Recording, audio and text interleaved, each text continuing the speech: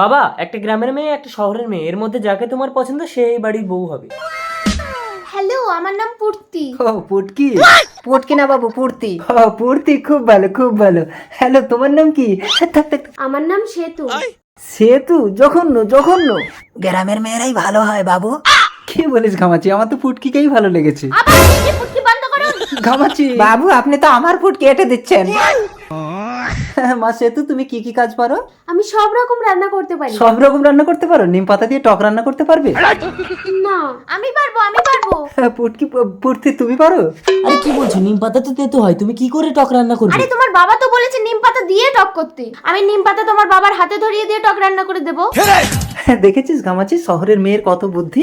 একেই আমার বউ করবো, আর এই সহজ সরল মেয়েটাকে আমার ছেলে বন্ধনের সাথে বিয়ে দেবো।